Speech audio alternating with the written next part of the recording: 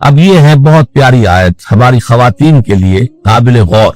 نیک بیویاں تو وہ ہیں جو تابع دار ہوں، اطاعت کیش ہوں، مردوں کا کہنا مانے، ان کی اطاعت کرے.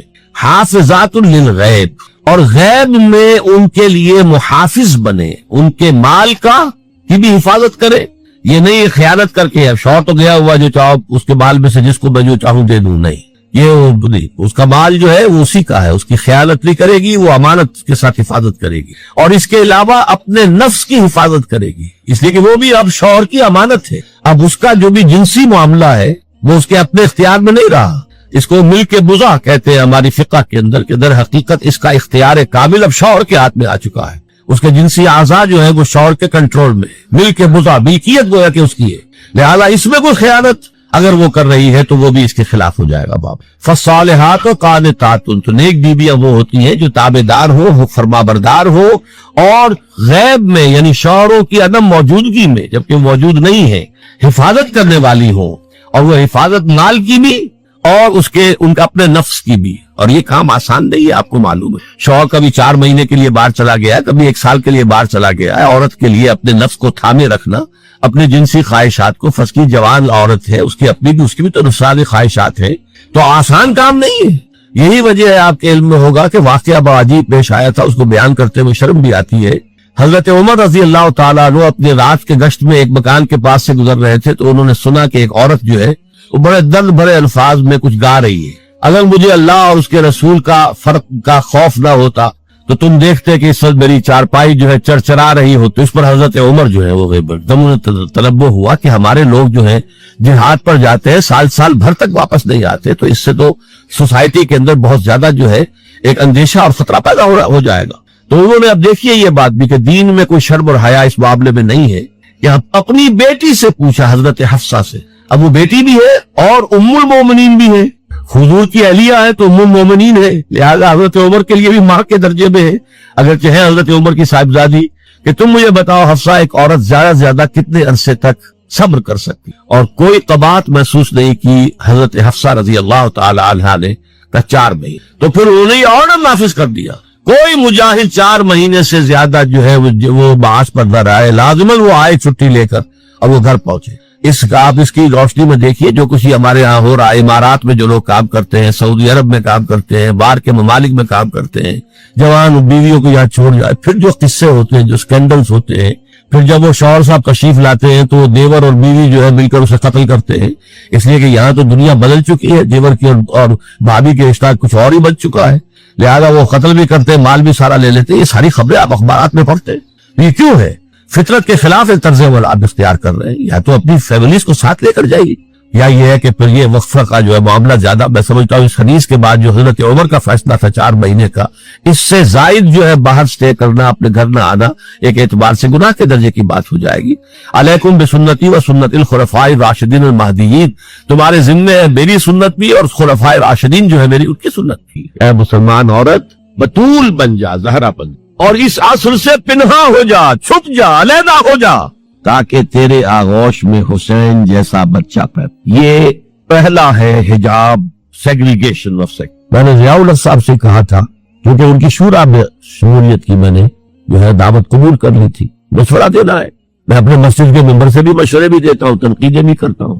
جیسے انگریزی کا محاورہ right from the horse's mouth, تو right into the horse's ears کچھ کہا جا سکے تو اچھی بات ہے. میں نے ان سے کہا آپ نے پی آئی اے کو ڈرائی کر دیا، شراب بند کر دی، اچھا کام کیا، بہت عمدہ کیا. دنیا تو یہی کہے گی نا کہ دخیانوسی ہے، چلیے برداشت کریں. لیکن یہ ایئر ہوسٹسز جو جاتی ہے کرو کے ساتھ اور 2 ہفتے باہر رہتی ہے، یہ کون سے اسلام کی روح سے جائے؟ عورت محرم کے بغیر حج کو نہیں جا سکتی، محرم کے بغیر عمرے کے لیے نہیں جا سکتی، اور یہ قانون تھا پاکستان. میں نے کہا آپ عورت کو نہیں جانے دیتے حج کے لیے، حالانکہ وہ ادھیڑ عمر کی ہوتی ہے، عموماً بوڑھی ہوتی ہے. ہمارے جوانی میں کون کرتا ہے حج؟ بہت شاش. یہ تو آپ کو نظر آئے گا جاوا، سماٹرا، انڈونیشیا، ملائیشیا، وہاں سے جوان جوڑے نکاح کے بعد پہلا کام حج. ہمارے ہاں سے تو بڈھے ٹھیرے گئے ہوئے ہوتے، اور پہلے زمانے میں تو ان کو رخصت کر دیتے تھے کہ بس رخصت ہی ہو جائیں گے، یہ واپس نہیں آئیں گے.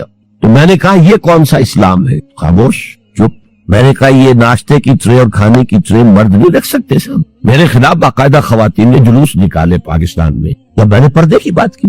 گورنر سنگھ کی بیوی جو ہے اس نے لیڈ کیا جلوس.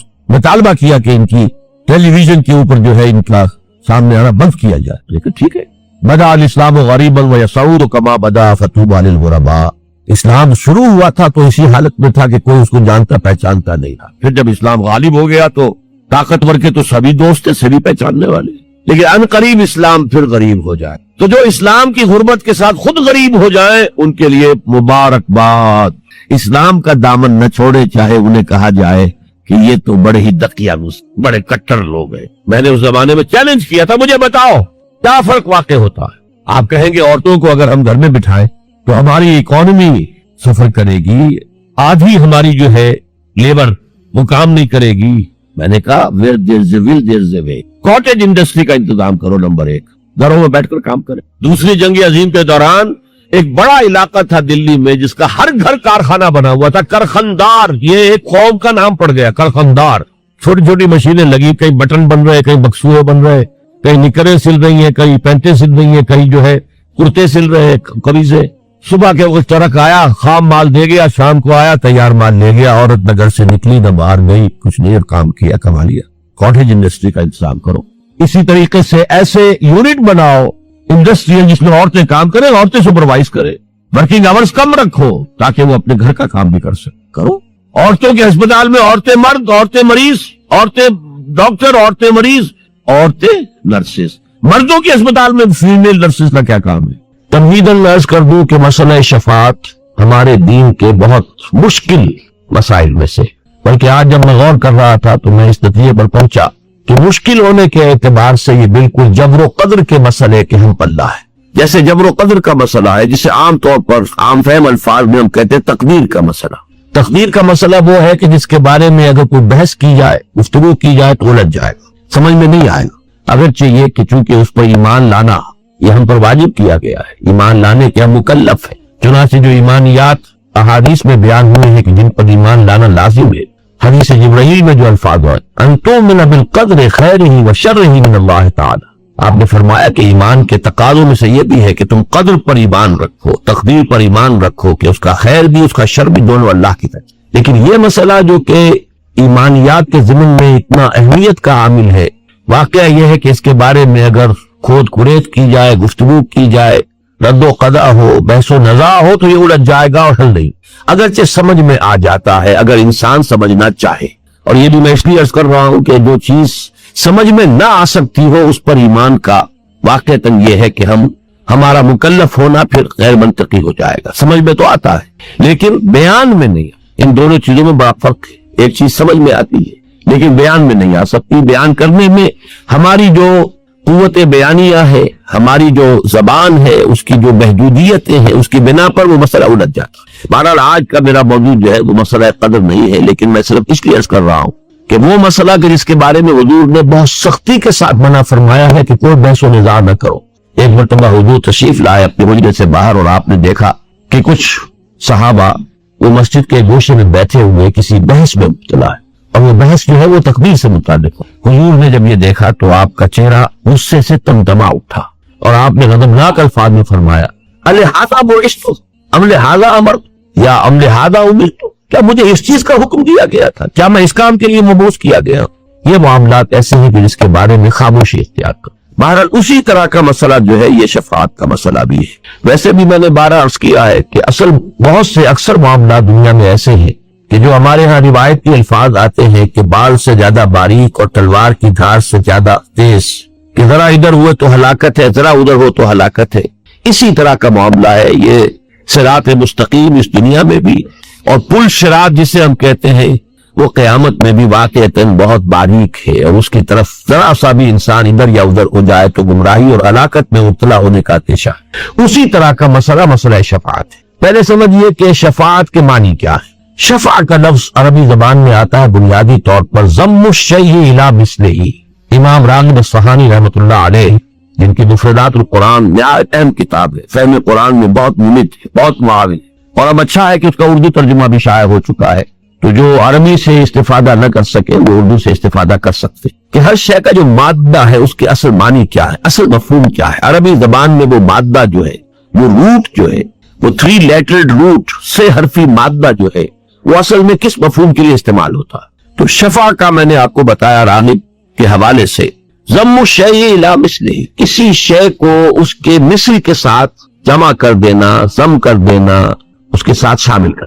اب مثلا میں ایک دعا کر رہا ہوں، اللہ میری یہ حاجت پوری فرما دے، کوئی اور میرا دوست، میرا بھائی، میرا عزیز، اے اللہ تو میرے اس بھائی کی یہ ضرورت پوری فرما دے، یہ شفاعت ہے، یہ شفاعت ہے۔ ایک دعا میں خود کر رہا ہوں اور اس دعا میں شامل کر لی ہے میرے کسی بھائی نے، عزیز نے، دوست نے، بے خواہ نے، خیر خواہ نے، اپنی دعا اس کے ساتھ شامل کر، یہ شفاعت۔ اس شفاعت سے تو ہم خوب واقف ہیں، اچھی طرح جانتے ہیں، اس کا کوئی منکر نہیں ہے۔ البتہ یہ کہ ایسی ہستیوں کی شفاعت کہ جو ہمارے سامنے اس طریقے سے مادی طور پر موجود نہیں ہے، عالم غیب میں ہے، غیب کا پردہ حائل ہو چکا ہے، وہ ارواح ہے اولیاء اللہ کی جو عالم غیب میں ہے، اب ملائکہ ہے جو عالم غیب میں ہے، پھر وہ ارواح جو ہے انبیاء کی ہے، صلحاء کی ہے، اتقیاء کی ہے، اولیاء اللہ کی ہے، ملائکہ ہے، یہ تمام ہیں۔ ان سے اس طرح کا کوئی معاملہ جو ہے وہ ذرا مختلف ہو جائے گا، لیکن جو چیز میں نے آپ سے عرض کی مثال کے طور پر شفاعت کا سب سے سادہ تصور کہ آپ ایک دعا کر رہے ہیں، آپ ایک استدعا کر رہے ہیں اللہ سے، اور کوئی اور بھی آپ کی اس دعا میں آپ کا ساتھ دے رہا ہے، آپ کے لیے گویا کہ اسی بات کا سوال اللہ سے کر رہا ہے کہ جس بات کا سوال آپ کر رہے ہیں، تو یہ شفاعت ہے لفظی اعتبار سے۔ اسی طریقے سے یہ لفظ سورہ نساء میں آیا ہے، آیت نمبر 85 میں، دنیا میں جو ہم ایک دوسرے کے لیے کچھ سفارش کریں، اس کے لیے میں لفظ شفاعت اس قرآن میں مستعمل ہے۔ آپ کا کوئی بھائی ہے، اس کا کوئی مسئلہ ہے کسی جگہ پر، وہ ضرورت جو ہے اس کی کوئی شخص پوری کر سکتا ہے، آپ اس کے ساتھ جاتے ہیں اور گویا کہ ایک طریقے سے اسے اطمینان دلاتے ہیں کہ یہ شخص جو ہے یہ قابل اعتماد شخص ہے، یہ جو بات کہہ رہا ہے میرے علم کے حد تک اس کے اوپر آپ اعتبار کر سکتے ہیں، اعتماد کر سکتے ہیں۔ یہ چیز بھی شفاعت ہو گئی اس دنیا کے اندر، گویا کہ آپ نے کسی کی ضرورت میں اپنے علم کی بنا پر یا اپنی کسی وجاہت کی بنیاد پر کہ جو آپ کو کسی کے ساتھ حاصل ہے، کوئی شخص ہے جو آپ کی قدر کرتا ہے، آپ کی عزت کرتا ہے، اس کی نگاہوں میں آپ ایک معتمد انسان ہے، ایک آپ معتبر انسان ہے، آپ جو بات کہہ رہے ہیں اس کے اوپر وہ اعتبار کر سکتا ہے، تو آپ اپنی ان صلاحیتوں کو، یا یہ کہ کوئی شخص آپ سے محبت کرتا ہے اور اس کی بنا پر یہ ہے کہ وہ آپ کی بات ایک حد تک، جائز حد تک ہو تو وہ ٹالے گا نہیں، تو یہ ایک شفاعت ہے کہ جو دنیا میں بھی سفارش کے معنی میں جب ہم استعمال کرتے ہیں تو قرآن مجید میں ہمیں ایک اصول بتایا گیا، من یشفع شفاعۃ حسنۃ یکن لہ نصیب منہا ومن یشفع شفاعۃ سیئۃ یکن لہ کفل منہا۔ بالکل منطقی بات ہے، جو شخص کوئی اچھی سفارش کرے گا، اچھی شفاعت کرے گا، وہ اچھائی کے لیے بھی ہو سکتی ہے، اچھی بات کے لیے ہو سکتی ہے، پھر یہ کہ بالکل اس کے اندر کہیں بھی حد اعتدال سے تجاوز نہ ہو، کہیں زیادتی نہ ہو، کسی اور کی حق تلفی نہ ہو، ایک شخص کے لیے کوئی خیر ہو جائے بغیر اس کے کہ کسی اور کی حق تلفی ہو رہی ہو، یہ تمام پہلو ایسے ہوں گے کہ جن کو ہم کہیں گے یہ شفاعت حسنہ ہے۔ اس کے لیے آپ ایک دوسرے کے کام جیسے آتے ہیں، ایسے ہی اگر اس طریقے کی سفارش آپ دنیا میں کرتے ہیں جن میں جھوٹ نہیں ہے، جس میں کوئی کسی کی حق تلفی نہیں ہے، کسی کا پر ظلم نہیں ہو رہا ہے، اور وہاں پر کسی شخص کا جائز طریقے سے کام ہو سکتا ہے، وہ شخص جو ہے اس سے واقف نہیں ہے، وہ جانتا نہیں ہے، آپ کی ایک وجاہت ہے اس کے ہاں، آپ کو وہ جانتا ہے، اور آپ اپنے علم کی بنیاد پر اس سے کہتے ہیں کہ میں آپ سے عرض کرتا ہوں کہ یہ شخص قابل اعتماد ہے، میں اسے جانتا ہوں۔ یہ شفاعت اور صحیح دائرے کے اندر، جیسا کہ میں نے عرض کیا، پھر دہرا رہا ہوں، کسی کی ہم تلفی نہ ہو، کسی پر ظلم نہ ہو، بات بالکل صحیح ہو، تو یہ شفاعت حسنہ ہے جس کی گویا کہ ایک طرح سے تاکید کی جا رہی، ترغیب دلائی جا رہی۔ من یشفع شفاعۃ حسنۃ یکن لہ نصیب منہا، جس نے کوئی اچھی شفاعت کی، اچھی سفارش کی، اسے خود بھی اس میں سے حصہ مل جائے گا، یعنی اس کو ایک نیکی ملے گی، اللہ تعالیٰ اس کے اس عمل کو پسند فرمائے گا، اللہ تعالیٰ اس کے اس عمل کا اسے اجر و ثواب عطا کرے۔ وَمَن يَشْفَعْ شَفَاعَةً سَيِّئَةً، اب وہ تمام شرائط جو ہے وہ اگر پوری نہیں ہو رہی ہے، آپ جھوٹ کہہ رہے ہیں، آپ غلط انسان کی جو ہے تائید کر رہے ہیں، آپ حقائق کو کہیں چھپا رہے ہیں، توڑ مروڑ رہے ہیں، یا یہ کہ آپ کسی ایسی بات کے لیے کہہ رہے ہیں کہ جس کا اس کو حق حاصل نہیں ہے، جس سے کسی دوسرے کی حق تلفی ہو رہی ہے، تو یہ فرمایا کہ من یشفع شفاعۃ سیئۃ یکن لہ کفل، تو اس میں سے اب حصہ اس کو بھی مل جائے گا کہ اگر اس کی وجہ سے کسی پر کوئی ظلم ہوا ہے تو اس ظلم کی پاداش جو اللہ کے ہاں ہوگی اس میں اس شخص کا حصہ بھی ہوگا کہ جس نے اس کے لیے سفارش۔ تو یہ تو لفظ شفاعت اور شفاعت کے دو معنی کہ جو مستعمل ہے، عام ہے، واضح ہے، منطقی ہے، جن میں کوئی اشکال نہیں، جن میں کوئی دقت نہیں، لیکن یہ کہ اب سمجھیے وہ شفاعت کہ جو تمام گمراہیوں کی جڑ ہے، یہ میں پچھلی مرتبہ عرض کر چکا، شرک کی اصل بنیاد شفاعت باطلہ کا تصور، غلط شفاعت کا غلط تصور۔ میں عرض کر چکا ہوں کہ دنیا میں دیکھیے، ایک تو ہے معاملہ الحاد، خدا کا انکار، کوری مادہ پرستی، میٹیریلزم، جو بھی آپ کہیں، میں اس وقت اس سے گفتگو نہیں کر رہا۔ ایک ہے شرک لازماً دو چیزوں پر مشتمل ہے، کسی بڑے خدا کو مان کر اس کے ساتھ چھوٹے خداؤں کو ماننا، وہاں بڑے خدا کا انکار نہیں ہے۔ میں نے مثالیں بھی دی تھی، یاد ہوگا، اور بارہا یہ میرے دروس میں باتیں آ چکی ہیں۔ مشرق سے مغرب پر چلے جائیے، آپ کو ہر جگہ یہ تصور شرک کا ملے گا۔ مہادیو وہ تو ایک ہی ہو سکتا ہے، ایک ہی ہے۔ دیویاں اور دیوتا بے شمار، کوئی آگ کی دیوی ہے اور کوئی پانی کا جل دیوتا ہے اور اگنی دیوی ہے، اور کوئی لکشمی بائی ہے، لکشمی دیوی ہے، وہ دولت کی ہے، وہ گھرتے جائیے، وہ بے شمار۔ بالکل وسط میں چلے جائیے، بڑے جی سے لکھا جائے گا گاڈ، تو ایک ہی کیپٹل جی۔ اس کے تین صفات جو ہمیشہ مانی گئی ہیں، اومنی پوٹنٹ، اومنیشنٹ، اومنی پریزنٹ۔ وہ جو بڑا خدا ہے ایک اکیلا، جی سے لکھا جانے والا، کیپٹل جی سے، وہ اومنی پوٹنٹ ہے، علی کل شیء قدیر، اومنیشنٹ ہے، بکل شیء علیم، اومنی پریزنٹ ہے، ہر جگہ موجود، ہوا معکم اینما کنتم۔ یہ تین صفات ہر جگہ مانی گئی اس بڑے خدا۔ یہی معاملہ تھا عرب میں، اللہ تو ایک ہی تھا، لیکن آلہہ، وہاں گاڈ کے ساتھ گاڈیسز اینڈ گاڈز، چھوٹے جی سے لکھے جانے والے بے شمار گاڈز اینڈ گاڈیسز، ان کی گنتی نہیں ہو سکتی۔ اسی طریقے سے اللہ ایک اور آلہہ۔ اب یہ آلہہ دو طرح کے بنائے گئے، ظاہر بات ہے کہ ان کی، جیسا کہ میں نے پچھلی مرتبہ بھی عرض کیا تھا، کہ اصل میں تو یہ بگڑی ہوئی شکلیں ہیں، جو اصل حقیقتیں تھی ان کے اندر تھوڑا رد و بدل ہوتے وہ شے بالکل ایک نئی بن کر ایک عجیب صورت اختیار کر لیتی ہے۔ لیکن تھی تو تمام چیزیں جو ہے، دین توحید ہی تھا آغاز میں۔ حضرت آدم علیہ السلام اللہ کے نبی تھے، یعنی نوع انسانی کا اور تاریخ انسانی کا آغاز جو ہے وہ اندھیرے میں نہیں ہوا، ظلمت میں نہیں ہوا، تاریکی میں نہیں ہوا، جہالت میں نہیں ہوا۔ سائنٹیفک اعتبار سے آپ کہہ سکتے ہیں یہ علم بہت کم ہوگا ان کے پاس، یا نہیں ہوگا بالکل، لیکن یہ کہ یہ العلم جو ہے، فَعْلَمْ ان اللہ لا الہ الا ہو، جان لو اس کہ اللہ کے سوا کوئی نہ، یہ ہے اصل علم۔ 100 علموں کا ایک علم، بلکہ 1000 علموں کا ایک علم۔ اسی لیے وہ بہت صحیح کہا ہے وہ کہ علم و بس کری ہو یار، ایک کو الف تیرے درکار، یہ ایک الف کافی۔ یہ علم تو ہمیشہ سے تھا، لیکن اس کی بگڑی ہوئی شکلیں، اس سے نکلی ہیں کھاڑیاں، نکل کر انہوں نے شکلیں بدل لی۔ ایمان بالملائکہ جو ہمارے ہاں ایمان کے اجزاء لا ينفک میں سے ہے، اس کی بگڑی ہوئی شکل ہے، جو یہ دیوتاؤں کی بنائی گئی ہے۔ کوئی پہاڑوں کا دیوتا ہے، کوئی فلاں کا دیوتا، ملائکہ ہے یا وسیع اور اس کائنات جس کا کہ ابھی تک ہمیں کچھ پتا نہیں ہے، اس کے سائز کا کوئی تصور آج بھی نہیں ہے انسان کو، قطعاً پتا نہیں کہاں شروع ہوتی ہے کہاں ختم ہوتی ہے۔ اس کائنات میں ایک حکومت ہے باضابطہ، اس کی ایک بیوروکریسی کہہ لیجئے، اس کے کارندے ہیں، ان کے سول سرونٹس ہیں، وہ ملائکہ ہے، اللہ کے احکام کی تنفیذ کر رہے ہیں۔ بس قرآن نے جو واضح کیا، جو حقیقت واضح رہنی چاہیے، وہ یہ کہ انہیں اختیار کوئی حاصل، یفعلون ما یؤمرون، جو حکم ملتا ہے انہیں کوئی اختیار نہیں۔ اگر ذرا سا بھی یہاں سے پاؤں پھسلا، ان کے لیے بھی کسی درجے میں اختیار کا تصور آ گیا، اب وہ گویا کہ نائبین بن گئے اللہ۔ اور نائب جو ہے، ظاہر بات ہے کہ اسے کچھ نہ کچھ اختیار دیا جاتا ہے، تو جب اختیار دیا جاتا ہے تو اس اختیار کے اعتبار سے اس کے ہاتھ میں آپ کا کچھ نہ کچھ خیر و شر تو آ گیا نا۔ اب اس خیر و شر کے لیے کچھ دنڈوت اس کی بھی کی جائے، کچھ اظہار تعظیم ان کے سامنے بھی ہو، کوئی اظہار نیاز کیا جائے، اظہار نیاز بندی، اظہار تعظیم۔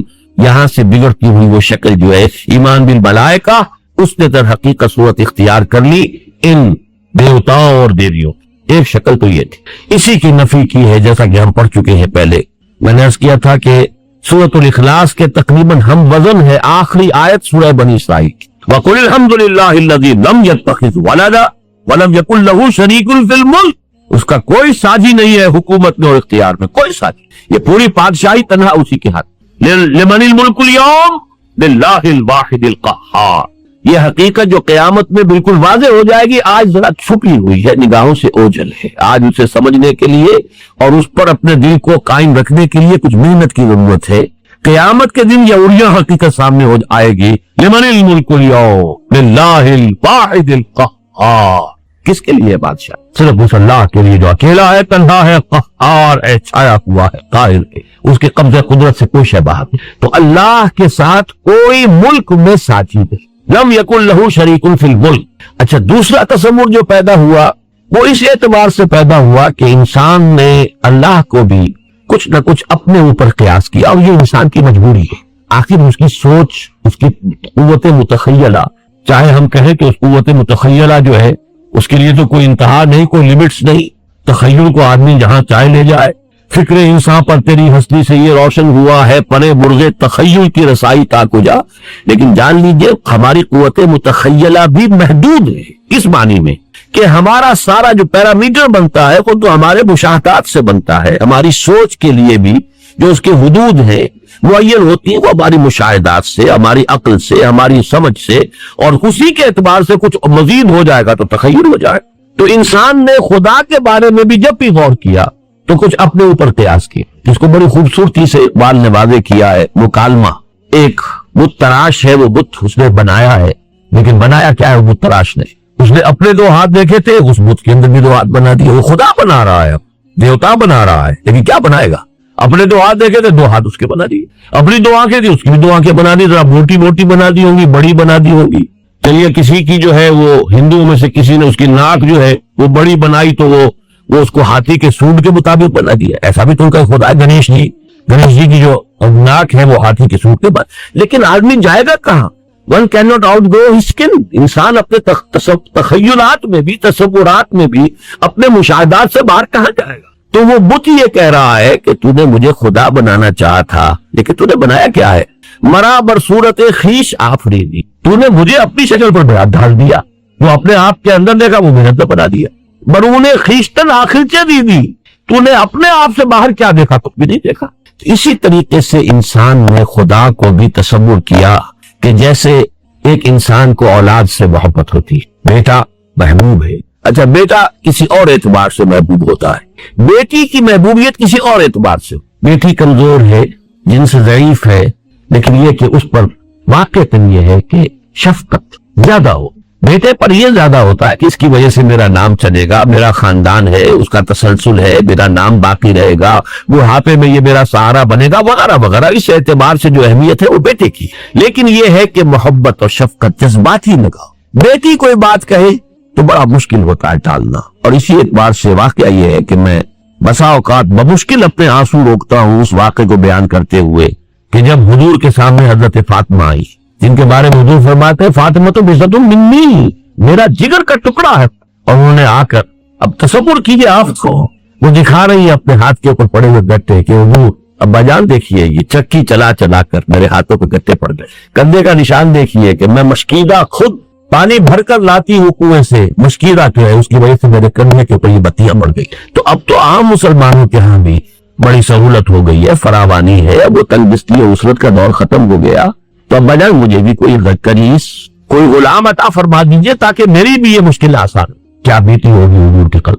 تصور کیجئے، کہا کیا ہے؟ نہیں بیٹی، یہ چیزیں ہمارے لیے نہیں، میں تمہیں اس سے بہتر چیز دے رہا ہوں۔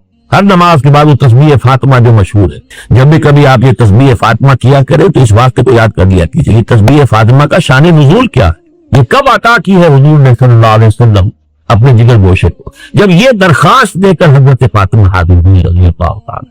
بیٹا یہ چیزیں ہمارے لیے نہیں ہیں، اور ان کے لیے، ہمارے لیے تو جو چیزیں بہترین مت میں وہ دے رہا ہوں۔ نماز کے بعد 33 مرتبہ سبحان اللہ، 33 مرتبہ الحمدللہ، 33 یا 34 مرتبہ اللہ اکبر کہہ لیا کرو۔ روایات میں تھوڑا سا فرق ہے، ورنہ یہ کہ 100ویں کی تعداد پوری ہوتی ہے ایک اور طویل کلمے سے، لیکن یہ کہ بہرحال یہ تسبیح فاطمہ جو عطا کی گئی ہے اس وقت، تو یہ جو بیٹی کا ایک خاص معاملہ ہوتا ہے اس کو ذہن میں رکھیے۔ تو عربوں نے اللہ کی بیٹیاں قرار دے دیا فرشتوں، وہی فرشتے جنہیں نائبین سلطنت قرار دیا ایسٹ اور ویسٹ میں، انہی کو خدا کی بیٹیاں قرار دے دیا عرب۔ اب یہ لاڈلی بیٹیاں سفارش کریں گی تو اللہ نہیں ٹال سکتا، یہ ہے۔ اسی طریقے سے اللہ کے کوئی دوست بھی تو ہے، اولیاء ہے، آخر وہ دوستی جو ہے وہ بھی تو کوئی بنیاد ہے، دوست سفارش کرے گا تو دوست کیسے ٹال دے گا؟ یہ دوسرا تصور تھا کہ جس کے تحت سفارش کا تصور جو ہے اس مذہب کے پورے ڈھانچے کے اندر، اس کے پورے سانچے کے اندر داخل ہوا۔ توحید ہی سے یہ شاخیں نکلی ہیں، جیسا کہ میں آپ کو بتا چکا ہوں کہ تلبیہ بھی کون سا تھا؟ لبیک اللہم لبیک، لبیک لا شریک لک لبیک الا شریکا تملکہ وما ملک۔ اے اللہ میں حاضر ہوں تیرے سوا کوئی شریک نہیں، اے اللہ میں حاضر ہوں تیرا کوئی شریک نہیں سوائے اس شریک کے جس کا تو ہی مالک ہے، اور جو کچھ اس کے ہاتھ میں اختیار ہے وہ بھی در حقیقت تیرا ہی دیا ہوا ہے۔ تو توحید کے دریا سے ایک کھاڑی شرک کے نکلی، اور پھر اپنے دل کو مطمئن کرنے کے لیے پھر اسے توحید میں شامل کر دیا۔ بیچ میں جو شے نکال لی ہے تھوڑی سی یہ شرک کی کہ لبیک اللہم لبیک لبیک لا شریک لک لبیک الا شریکا تملکہ وما ملک، اللہ سے ایک شریک تو ہے تیرا، کچھ شریک ہے تیرے، لیکن پھر واپس آ گئے توحید میں کہ وہ خود بھی تیرے مملوک ہے، اور جو کچھ اختیار اس کے پاس ہے وہ بھی تیرا ہی عطا کردہ ہے، تیرا ہی ملکیت تو حقیقی تیری ہے۔ تو گویا کہ توحید سے شروع ہو کر پھر توحید پر بیچ میں وہ جو ایک خم نکال لیا ہے، ایک کجی نکال لی ہے، ایک ٹیڑھ پیدا کر لی ہے، جیسے کہ آیت الکرسی کے بعد آتا ہے کہ لا اکراہ فی الدین قد تبین الرشد من الغی، وہ غی جو آتی ہے بس وہ ہے کہ جس نے سارا فساد دنیا میں پایا، اور نتیجہ کیا ہوتا ہے؟ یہ سفارشی جو ہمارے ہیں جو کہ اللہ کے لاڈلے ہیں، اسی لیے دیکھیے سورہ بنی اسرائیل کی آخری آیت میں کیا فرمایا؟ لم یکن لہ شریک فی الملک ولم یکن لہ ولی من الذل، اس کا کوئی ولی اور دوست کسی کمزوری کی وجہ سے نہیں ہے۔ اس میں نفی کی ہے، اللہ کا ولی تو ہے لیکن تمہارا دوست ہوتا ہے، تم دوستیاں نبھاتے ہو، دوستیاں پالتے ہو، کیوں؟ کہ کسی وقت پر کام آئے گا، اور جب میرے وقت پر کام آئے گا، میری کسی مشکل میں میرا ساتھ دے گا، تو آج اس کی بات میں کیسے ٹال سکوں؟ یہ ہے وہ پورا کا پورا فلسفہ جو ہم اپنے اوپر قیاس کریں تو ہمارے معمولات میں شامل ہے۔ کسی وقت ہوتا ہے کہ دوست ایک بات کہہ رہا ہے، آپ کا ایک دوست ہے، آپ کا ایک جگری جو ہے، کوئی رفیق ہے، وہ آپ سے بات کہہ رہا ہے، آپ یہ بھی سمجھ رہے ہیں کہ بات صحیح نہیں ہے، یہ کام مجھے نہیں کرنا چاہیے، یہ غلط، لیکن اب اس کا دباؤ ہے اس لیے کہ وہ آپ کا دوست ہے، آپ کا محبوب ہے، اور زیادہ تجزیہ کیجئے تو نیچے جا کر بات کیا آئے گی تہ کے اندر کہ اگر آج وہ مجھ سے کوئی کام کرا رہا ہے تو پھر کبھی میں بھی تو اس سے کام کرا سکوں، یا یہ کہ میں نے بھی تو کبھی اس سے کوئی کام کرایا تھا، آج مجبوراً میں اس کی بات ماننے پر مجبور ہوں۔ یہ سارے تصورات ہیں کہ جو آگے چل کر کیا ہوتا ہے، اسی شفاعت کے تصور سے پہلا قدم تو یہ ہوتا ہے کہ وہ اظہار نیاز جو ہے، نیاز مندی کا اظہار اور تعظیم کا اظہار ہوتے ہوتے مراسم عبودیت میں ڈھل جاتا ہے۔ اب جس کی تعظیم کرنی ہے تو پہلے کبھی تھوڑی سی تعظیم کی، پھر کبھی اور جھک گئے تعظیم کے اندر، پھر اور جھک گئے، پھر سجدے میں چلے گئے، یہ تو تعظیم ہے، اس سے سوا ہے کیا؟ وہ مراسم عبودیت میں آ گئے۔ نمبر 2، ایک اور آخری شکل اس کی کیا ہے؟ ہوتے ہوتے یہ سورہ انعام میں بڑی تفصیل سے یہ چیزیں آئی ہیں کہ ہوتے ہوتے یہ ہوتا ہے کہ اللہ کا حق جو ہے، اللہ تو برائے بیت رہ جاتا ہے صرف علامت کے طور پر۔ کیوں؟ دیکھیے جو سب سے اوپر بیٹھا ہوا ہے وہ ہے تو صحیح، اختیار اسی کا ہے، صدر مملکت ہے پاکستان کے، اصل اختیارات ان کے پاس ہے، وزیر اعظم ہے، اس کے پاس اختیارات ہیں، لیکن دیہاتی کو تو پتا ہے کہ میرا معاملہ تو اس پٹواری کے ہاتھ میں ہے، اس کا قلم ادھر سے ادھر ہو جائے تو میرے لیے مصیبت بھی آ سکتی ہے اور میری مشکل حل بھی ہو سکتی ہے۔ اصل تو ہاتھ کس کے ہاتھ میں ہے؟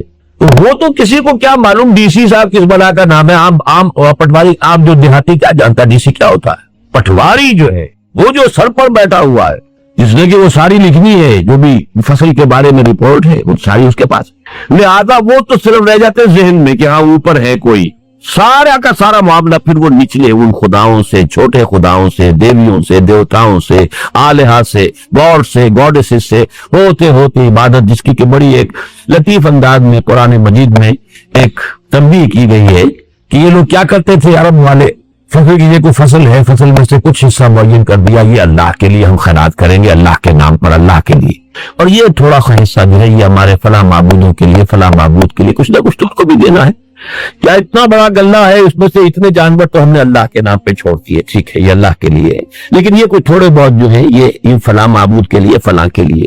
اب فرض کیجئے آ گیا قحط، تو اللہ کے حصے میں تو ہاتھ ڈال لے کے وہ چھوٹے معبود کے حصے کو نہیں چھیڑ سکتے، اس لیے کہ اس کا تو جس کو پنجابی میں کہتے ہیں کہ رب لے لے کے سن، وہ تو ان کا مکہ تو قریب ہے، وہ اللہ تو دور ہے، بلکہ یہاں تک کہ پھر جو اللہ کا حق ہے وہ تو ان کو مل جائے گا، ان کے حق میں شامل ہو جائے گا، لیکن جو ان کا حق ہے وہ اللہ کے حق میں شامل نہیں۔ یہ ساری جو ہے آخری جو اس بیماری کی جو تیسری سٹیج ہے، اس سب کا تذکرہ سورہ نام کے اندر موجود ہے۔ یہ سفارش میں اصل میں دنیا میں عقائد اور مذاہب کی دنیا میں جو تدریجاً توحید کی جڑ کاٹ کفر اور شرک کی شکل اختیار کر دی، اس کی نفی کے لیے قرآن مجید میں اب آپ دیکھتے ہیں کہ شدت کے ساتھ شفاعت کا انکار۔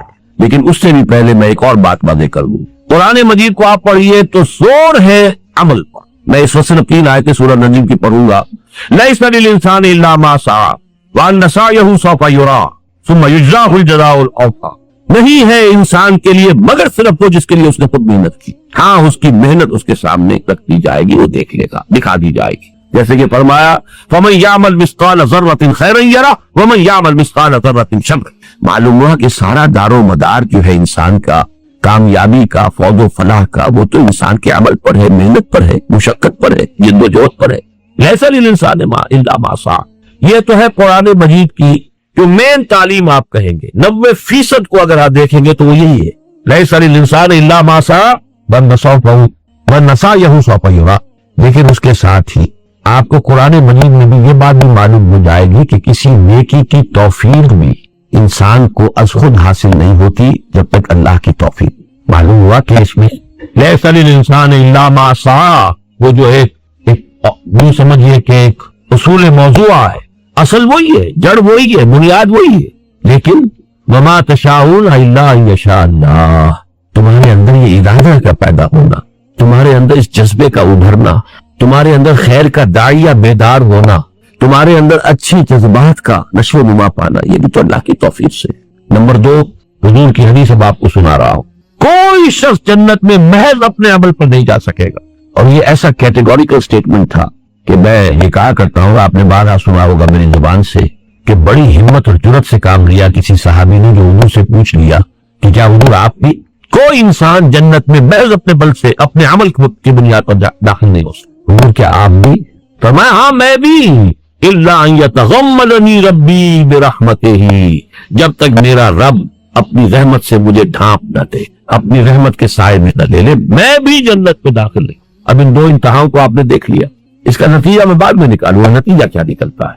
لیکن میں اسی کے حوالے سے شفاعت کا مسئلہ حل کرتا تھا. قرآن مجید ایک طرف تو ان آیات کو آپ دیکھیے, اپنے ذہن میں رکھیے کہ جس میں کیٹیگوریکل ڈینائل ہے, ایبسولوٹ کیٹیگوریکل ڈینائل, کوئی شفاعت قیامت میں نہیں. قرآن مجید میں آیات چنانچہ کفار و مشرکین کی بات تو چھوڑ دیجئے, وہ تو بار بار قرآن میں آیا ہے, بار بار آیا ہے. ان کا جو تصور تھا شفاعت باطلہ کا تھا, اس کی نفی تو کی گئی ہے ہر جگہ پر.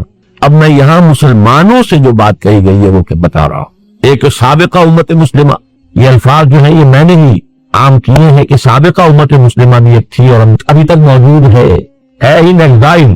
جیسے کہیں کا کوئی بادشاہ ہو اور وہ کہیں جلا وطن ہوا ہو, لیکن موجود تو ہے سابقہ امت مسلمہ یہود. اور بعض اعتبارات سے آپ اپنے آپ سے اگر تقابل کریں گے تو ان کا پلڑا بہت بھاری ملے گا. وہ جو غالب نے کہا تھا کہ ریختہ کہ ایک تم ہی استاد نہیں ہو غالب, سنتے ہیں اگلے زمانے میں کوئی میر بھی تھا, ہم ہی تو نہیں امت مسلمہ, اگلے زمانے میں کوئی اور امت بھی تھی اور وہ بھی موجود ہے آج تک. بنی اسرائیل 2000 برس عمر ہوئی اس امت کی, اس لیے کہ بحیثیت امت بنی اسرائیل کے بعد امت محمد صلی اللہ علیہ وسلم 7ویں صدی عیسوی سے شروع ہو رہی ہے امت محمد, اور 1400 قبل مسیح سے شروع ہوئی تھی سابقہ امت مسلمہ امت موسیٰ بنی اسرائیل, پورے 2000. اور مزید یہ ایسے یہ کہ قرآن مجید اپنی عظمت کے اعتبار سے تمام کتب سابقہ پر حاوی ہے, زیادہ بھاری ہے, مہیمن علیہ ہے.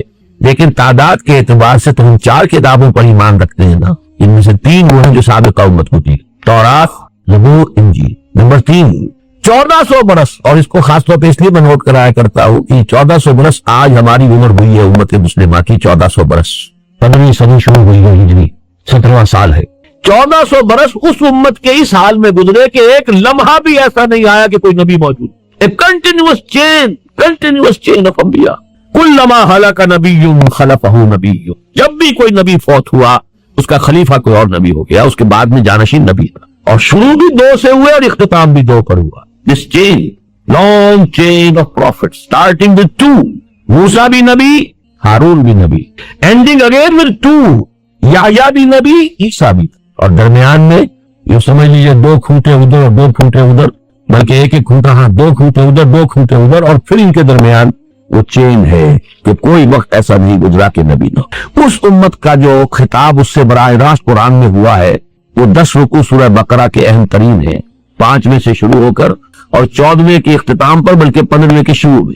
ان میں سے بھی ایک حصہ جو ہے, ایک رکوع میں نے 12 آپ کو بتایا کہ وہ تو ہے دعوت کا, اور 9 رکوع ہے ملامت تم نے یہ کیا، تم نے یہ کیا، تمہاری یہ گمراہی، تمہاری یہ غلطی، تم نے دین میں یہ تحریف کی، تم نے یہ تصورات غلط اختیار کی، وغیرہ وغیرہ. ایک بہت ہی لمبا یوں سمجھیے لمبی قرارداد جرم، فرد جرم آئی.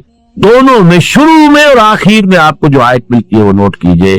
وَاتَّقُوا يَوْمًا لَا تَجْزِي نَفْسٌ عَن نَفْسٍ شَيْئًا وَلَا يُقْبَلُ مِنْهَا شَفَاعَةٌ وَلَا يُؤْخَذُ مِنْهَا عَدْلٌ وَلَا هُمْ يُنصَرُونَ. چار چیزوں کی کیٹیگوریکل نفی. ڈرو اس دن سے جس دن کوئی جان کسی دوسری جان کے کام نہیں آ سکتی، کوئی شفاعت قبول نہیں کی جائے، کوئی فدیہ نہیں قبول کیا جائے، کوئی کسی طرف سے نصرت اور مدد نہیں ہو سکتی. اب یہ ہے یوم آخر کا تصور، قیامت کے دن کا تصور. وَاتَّقُوا يَوْمًا لَا تَجْزِي نَفْسٌ عَن نَفْسٍ شَيْئًا وَلَا يُقْبَلُ مِنْهَا شَفَاعَةٌ وَلَا يُؤْخَذُ مِنْهَا عَدْلٌ وَلَا هُمْ يُنصَرُونَ. یہ تو ہے آیت نمبر 48 چھٹے رکوع کی آیت نمبر 2، اور آیت نمبر 123 15ویں رکوع کی آیت نمبر 2. پھر وہی چار چیزیں، ایک لفظ کا فرق ڈال دیا ادھر سے ادھر، آخر بھی وہی شروع بھی وہی، درمیان کی دو چیزیں جو تھی ان میں سے اس کی پوزیشن سے بدل دی ہے. وَاتَّقُوا يَوْمًا لَا تَجْزِي نَفْسٌ عَن نَفْسٍ شَيْئًا وَلَا يُقْبَلُ مِنْهَا عَدْلٌ. اب یہاں عدل پہلے آ گیا. وَلَا تَنفَعُهَا شَفَاعَةٌ، اور کوئی شفاعت اسے فائدہ نہیں پہنچائے. وَلَا هُمْ يُنصَرُونَ، اور نہ ان کی مدد کی. بتائیے کہیں کوئی کسر رہ گئی؟ معلوم اپنا عمل ہوگا. لَيْسَ لِلْإِنسَانِ إِلَّا مَا سَعَىٰ وَأَنَّ سَعْيَهُ سَوْفَ يُرَىٰ. یہ اسی کی شرح. وَاتَّقُوا يَوْمًا لَا تَجْزِي نَفْسٌ عَن نَفْسٍ شَيْئًا وَلَا يُقْبَلُ مِنْهَا شَفَاعَةٌ وَلَا يُؤْخَذُ مِنْهَا عَدْلٌ وَلَا هُمْ يُنصَرُونَ. وَاتَّقُوا يَوْمًا لَا تَجْزِي نَفْسٌ عَن نَفْسٍ شَيْئًا وَلَا يُقْبَلُ مِنْهَا عَدْلٌ وَلَا تَنفَعُهَا شَفَاعَةٌ وَلَا هُمْ يُنصَرُونَ. اور اب امت مسلمہ کا دیکھیے، موجودہ امت مسلمہ، اسی آیت الکرسی سے پہلی آیت کیا ہے؟ اگلے اتوار کو انشاءاللہ میں اسی کا درس دوں گا. وہ پہلی آیت اس آیت الکرسی سے ایک آیت پہلے اور آیت الکرسی سے دو آیتیں بعد میں، اس پر انشاءاللہ ہمارا اگلا درس ہو. یا ایھا الذین آمنوا انفقوا مما رزقناکم من قبل ان یاتی یوم لا بیع فیہ ولا خلۃ ولا شفاعۃ والکافرون هم الظالمون. اے ایمان کے دعوے دارو، خرچ کر دو، لگا دو، کھپا دو ان سب چیزوں میں سے جو اللہ نے تمہیں دی، اس سے پہلے کہ وہ دن آ جائے جس دن نہ کوئی لین دین ہوگا، نہ کوئی سفارش اور شفاعت ہو، نہ کوئی دوستی کا. والکافرون هم الظالمون، اور کفر کرنے والے ہی ظالم شبہ. یہ میں نے آپ کو 3 مثالیں دی ہے کیٹیگوریکل ابتدائی کی کہ کوئی شفاعت، تاکہ ایک دفعہ تو جڑ کٹ جائے نا، بات جو ہے بنیادی طور پر مستحکم ہو جائے. اس کے بعد اللہ بھی آتا ہے. یہ دوسرا اسلوب ہے قرآن مجید. میں پھر کہاں سے بلڈ کر رہا ہوں اپنا تھیسس، نوٹ کر لیجئے. جہاں ایک طرف یہ ہے کہ اپنے ہی عمل سے تمہیں نجات مل سکتی، لَيْسَ لِلْإِنسَانِ إِلَّا مَا سَعَىٰ وَأَنَّ سَعْيَهُ سَوْفَ يُرَىٰ. لیکن ساتھ ہی یہ بھی کہ میں اپنے عمل پر کوئی گھمنڈ نہ ہو جائے، اپنے عمل پر تکیہ اور بھروسہ نہ کر بیٹھنا. دو پہلو ذہن میں ہمیشہ رہیں. ایک یہ کہ اگر کسی خیر کی توفیق ملی ہے تو وہ بھی اللہ ہی سے، اسی کے لیے شکر. الحمدللہ الذی ہدانا لہذا وما کنا لنہتدی لولا ان ہدانا. اور دوسرے یہ کہ محض اپنے عمل پر کبھی تکیہ نہ کرنا. جو کوتاہیاں لاکھوں ہو رہی ہوتی ہیں جس کا تمہیں اندازہ بھی نہیں، تم وہ جانتے بھی نہیں، نہ معلوم وہ کتنے انبار جمع ہو رہے ہیں. وہ جو گناہ کبیرہ ہیں ان کے کتنے تم نے انبار جمع کر لیے، ان کا وزن کتنا ہو جائے. لہذا رحمت خداوندی کے بغیر نہ سمجھنا کہ رشتہ کو کوئی انسان محض اپنے عمل سے جنت میں داخل نہیں ہو سکتا.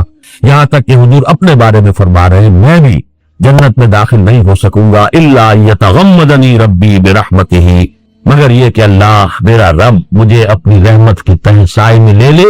ہاں اسی طرح شفاعت، ولا شفاعت ولا تنفعها شفاعت لا يقبل منها شفاعت، یہ ساری جو ہے کیٹیگوریکل نفی ہے. اب میں 8 مقامات گنوا دیتا ہوں کہ جس کے اندر ایک الا بھی ہے کہ نہیں کچھ ہے، شفاعت ہے. اس لیے میں نے عرض کیا تھا کہ مشکل معاملہ ہے، جیسے تقدیر کا معاملہ ویسے مشکل ہے. آیت الکرسی خود جو ہے لیجئے تو اس میں موجود ہے من ذا الذی یشفع عنده الا باذنہ، ہے کہ نہیں. آغاز کتنا پرجلال پر ہے. من ذا الذی، کون ہے وہ؟ کانپ جائے گا، بڑے سے بڑا ولی کانپ جائے گا، انبیاء کانپے جب اللہ فرمائے من ذا الذی یشفع. کون ہے وہ؟ کون اپنی یہ ذاتی حیثیت سمجھتا ہے؟ کون سمجھتا ہے کہ مجھ پر اس کا کوئی اختیار ہے؟ کون ہے جو سمجھتا ہے کہ وہ کوئی زور میرے خلاف استعمال کر سکتا ہے؟ کون ہے وہ؟ من ذا الذی یشفع عنده، کون ہے وہ جو شفاعت کر سکے گا اس کے سامنے؟ الا باذنہ، ہاں الا سوائے اس کی اجازت. معلومہ اسی کیٹیگوریکل انداز میں جیسا کہ پچھلی آیت میں تھا ولا شفاعۃ، اس کی مزید جو ہے اس کو مزید فورٹیفائی کیا ہے، مزید مضبوط کیا ہے. من ذا الذی یشفع عنده الا بإذنہ، لیکن الا بإذنہ. سورہ انبیاء میں فرمایا ولا یشفعون الا لمن ارتضی، وہ شفاعت نہیں کر سکیں گے مگر جن کے لیے اللہ راضی ہو. اب یہ اللہ گنوا رہا ہوں میں آپ. ما من شفیع الا من بعد اذنہ، سورہ یونس علیہ الصلوۃ والسلام. کوئی نہیں ہے سفارش کرنے والا سوائے اس کی اذن کے بعد. لا یملکون الشفاعۃ الا من اتخذ عند الرحمن عہدا، سورہ مریم. یومئذ لا تنفع الشفاعۃ الا من اذن له الرحمن، سورہ طٰہٰ. اس روز کوئی شفاعت نہیں کر سکے گا سوائے اس کے کہ جس کو رحمان کی جانب سے اجازت مرحمت ہو جائے. ولا تنفع الشفاعۃ عنده الا لمن اذن له، سورہ سبا. اس کی جناب میں کوئی سفارش کام نہیں آ سکے گی الا یہ کہ جس کے لیے اس نے اجازت دی ہو. سورہ زخرف فرمایا ولا یملکون الذین یدعون من دونہ الشفاعۃ الا من شہد بالحق، کوئی نہیں ہے جسے اختیار حاصل ہو اس کی جناب میں شفاعت کا سوائے اس کے کہ جو حق کی شہادت دے. وہ حق کو باطل نہیں کرے گا، باطل کو حق نہیں کرے، بات صحیح ہو. سورہ نجم میں فرمایا جس میں وہ الفاظ آئے ہیں لیس للانسان الا ما سعى وان سعيه سوف يرى، اسی میں یہ الفاظ ہیں وَكَمْ مِن مَلَكٍ فِي السَّمَاوَاتِ لَا تُغْنِي شَفَاعَتُهُمْ شَيْئًا إِلَّا مِن بَعْدِ أَن يَأْذَنَ اللَّهُ لِمَن يَشَاءُ وَيَرْضَىٰ. کتنے ہی فرشتے ہیں آسمانوں کے اندر لیکن ان کی شفاعت کسی کو فائدہ نہیں پہنچا سکے گی مگر اس کے بعد کہ اللہ تعالیٰ اجازت دے. اور یہاں تو بات کو دو طرف کر دیا، اذن بھی دے جو شفاعت کر رہا ہے اس کو اذن، جس کے لیے شفاعت کی جانی ہے اس کے لیے بھی منظوری. یہاں شرطیں دو طرف. من بعد ان یاذن اللہ لمن یشاء ویرضی، اللہ اجازت دے. یہ ہے اب دو چیزوں کے درمیان معاملہ آ رہا ہے، وہی بال سے زیادہ باریک اور تلوار کی دھار سے زیادہ تیز. ادھر ہوتے ہیں تو شرک، ادھر ہوتے ہیں سرے سے انکار کر دے. چنانچہ ہمارے ہاں ہے یہ انتہائی موجود ہے. خوارج نے سرے سے انکار کیا، کوئی شفاعت. وہ انتہائی شدید تھے اپنے معاملات کے، ان کی شدت کا ایک مطلب یہ بھی تو ہے نا کہ جو گناہ کبیرہ کا مرتکب ہے وہ کافر ہو گیا، کافر ہو گیا تو گویا کہ مرتد ہے، مرتد ہے تو وہ واجب القتل. وہ تو پھر چونکہ ایک خشت اول چونے حد میں مار کج تاسوریہ بھی ربط بیمار کج. گناہ کبیرہ کا مرتکب کافر ہو گیا، وہ پہلے مسلمان تھا، اس کی جان مال آبرو محفوظ تھی. مسلمان معاشرے کے اندر آپ کوئی دسترازی نہیں کر سکتے تھے، نہ اس کے مال پر، نہ اس کی جان پر، نہ اس کی عزت پر، حرمت پر، کچھ بھی نہیں، محفوظ. لیکن جب مرتد ہو گیا تو اب اس کا خون بھی مباح ہے، قتل کر سکتے ہو، اس کا مال بھی مباح ہے، سارا کا سارا مال تم جو ہے لے سکتے ہو. اس کی بیوی بھی وہ بھی حلال ہو گئے تمہارے اوپر، اسے اپنی کنیز بنا سکتے. اور یہ بھی جان لیجیے کہ انتہائی نیک لوگ تھے، بڑے عابد لوگ. ظاہر ہے جن کا معیار یہ ہو کہ جو گناہ کبیرہ کرے وہ مرتد ہے، مرتد واجب القتل ہے، مباح الدم ہے، اس کا مال بھی، اس کی حرمت، اس کی ہر چیز جو ہے آپ کے لیے حلال ہو گئی. وہ اگر ایسے لوگ کہیں رہ رہے ہو تو وہ خود کتنے نیک ہوں گے. تو نیکی اپنی جگہ پر ہے اور اعتدال اور توازن اپنی جگہ. یا میں توازن کی بات کر رہا ہوں، اعتدال کی بات کر رہا ہوں، بال سے زیادہ باریک اور تلوار کی دھار سے زیادہ تیز راستے کی بات کر رہا ہوں. توازن ہی تو اصل شے ہے. خوارج سرے سے منکر ہے، کوئی شفاعت کسی طرح کی شفاعت نہیں. لیکن اس سے آگے کا ایک درجہ ہے معتدلہ کا. کچھ ڈھیلے ہی بعض شفاعتوں کے وہ قائل ہیں، میں تفصیل سے آپ کو بتاؤں گا. لیکن یہ کہ اکثر و بیشتر ان کا موقف بھی وہی ہے کہ جو عقل کا موقف ہے. عقل کا موقف تو یہی ہوگا جب اللہ نے انسان کو اختیار دیا، اسے دنیا میں دارالامتحان دنیا کو بنا کر اس میں بھیجا. اب وہ اپنے اختیار کو استعمال کرتے ہوئے یا یہ راستہ اختیار کرتا یا یہ راستہ اختیار کرتا، اما شاکرا و اما کفورا. چاہو تو یہ شکر کا راستہ اختیار کرے، چاہے کفران نعمت کا راستہ اختیار کرو. ومن شاء فلیؤمن ومن شاء فلیکفر، جو چاہے وہ ایمان لائے، جو چاہے کفر کرے. جس کا ارادہ ہو رات کو تہجد پڑھے، جس کا ارادہ ہو رات کو جا کے کہیں نقب لگائے، کرے. اب اگر اس کے اعمال میں کوئی اور شے آ جائے جی اس کو بخش دیجیے، تو یہ تو پھر عقل کے خلاف بات ہوگی. پورا فلسفہ جو ہے وہ تو پھر دھرام سے زمین پر آ جائے، جیسے جبر و قدر کا مسئلہ ہے. اگر انسان مجبور محض ہے تو پھر حساب کتنا جائے گا، پھر جزا و سزا کی کیا مانی. یہ تو بالکل بات صحیح ہے.